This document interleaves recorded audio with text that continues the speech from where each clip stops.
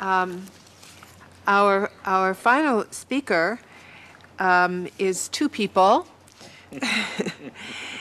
Mr. Fernando Valenzuela is here in body and soul.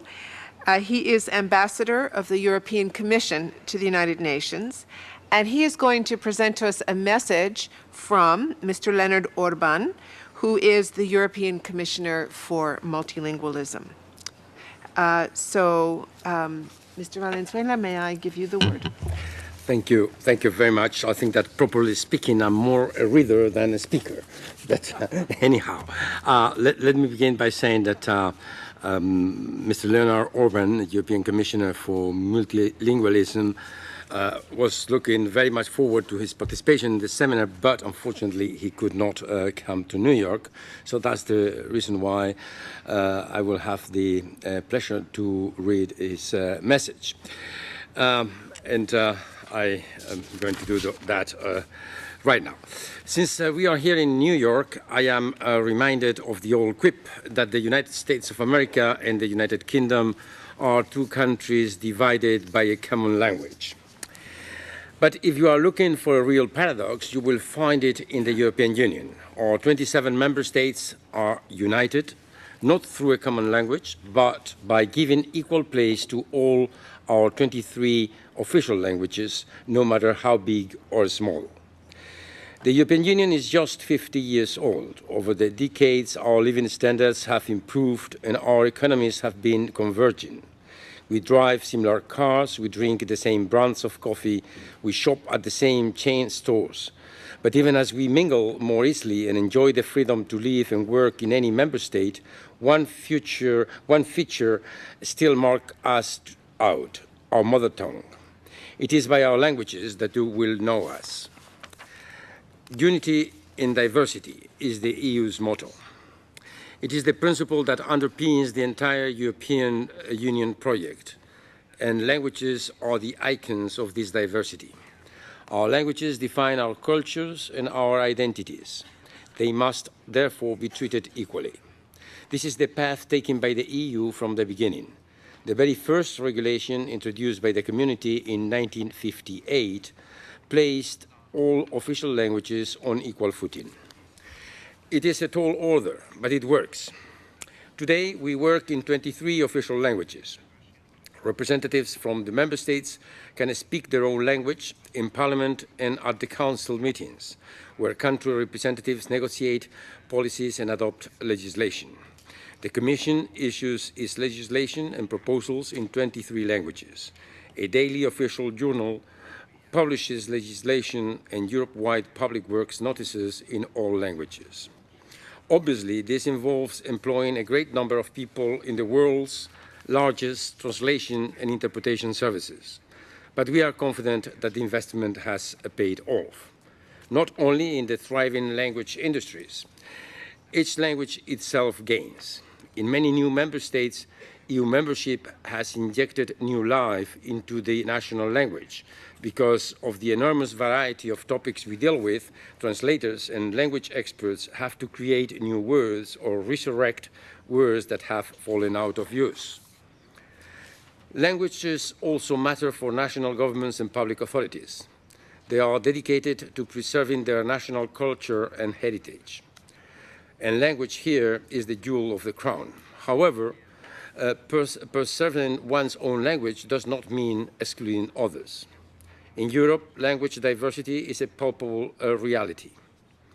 As more people move within Europe and more migrants come from elsewhere, even people living in their remotest towns and villages meet with foreign languages in their daily lives.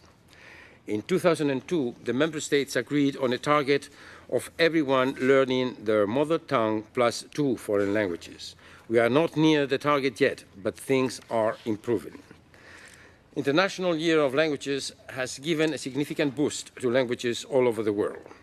For our part, in September 2008, the European Commission issued a new strategy for multilingualism. This strategy emphasizes the way in which languages create bridges of understanding in a multicultural society and how languages skills improve people's job prospects and help our business become more competitive around the globe. We have also made proposals on how to encourage European citizens to learn foreign languages, and how, even when they speak different languages, people can nonetheless connect with each other using the media and new technologies. Multilingualism itself embodies a spirit of dialogue, but 2008 has also been the European Year of Intercultural Dialogue, a year-long opportunity to bring together the voices of different communities living in Europe into a fruitful conversation. Speaking another language means tuning your mind to up the world. At the same time, multilingualism promotes the fundamental values of the European Union: democracy, tolerance, and respect for linguistic and cultural diversity. I set up a group of intellectuals to highlight how languages build intercultural dialogue and social cohesion in the European Union. This sparked off a constructive debate about how learning languages can ease integration and mutual understanding, emphasizing that our variety of languages in the European Union is a wealth and not a barrier. The expert group also made an interesting point about English as a global language. In the near future, as knowledge of English becomes something taken for granted, it no longer offers a comparative advantage on the job market. It is additional languages that make the difference. The Business Forum, which reported to us in July, confirmed that for European companies, language means business. We live in an age of globalization. All nations of the world have reaped benefits, but globalization, it has also brought with it new challenges. Our response should not be to try and stop globalization, but to ensure it contributes to sustainable development. We need to strive to give it a human face, to protect and nurture our distant cultures and identities. Languages are perhaps the most essential expression of our identity, and therefore it is important to protect them. The official languages of member states have always been on an equal footing within the institutions. Parity of treatment equals parity of esteem. Around the globe, half of the world's 6,000 languages are at risk. UNESCO is striving to underline the unbearable cultural loss that their disappearance would entail. This is an area where Europe has experience and good practice to share. By way of example, I would like to turn to the Union's smallest member state, Malta. Maltese, which is spoken by around 400,000 people, continues to thrive, alongside one of the world's dominant languages, English. Malta is a shining illustration that size doesn't matter. Less spoken languages can not only survive alongside more widely spoken languages, they can even flourish.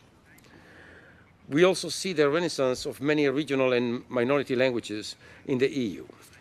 As recently as half a century ago, the Welsh language was considered to be dying. Thanks to the efforts of language advocates from the community level all the way to the government, and thanks to good use of TV and media, Welsh has enjoyed a tremendous linguistic and cultural revival. Modern technology and the media have given us the tools to preserve lesser used language. There should be no need in the 21st century for a language to disappear. We have the instruments and techniques to record and preserve them all.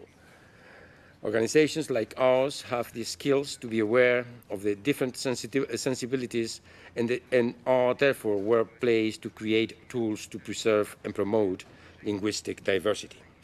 This is particularly true of the European Union.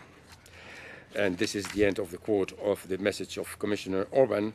I want simply to say that I'm delighted on behalf of the European Commission and on behalf of the European Commissioner for Multilingualism to reaffirm our commitment in this area. Everything that we do, our projects, studies, networks, and everything we encourage our member states to do in the area of education and training is inspired by our conviction that linguistic diversity is essential to humanity today and will continue to be so in the future. Thank you very much, Madam.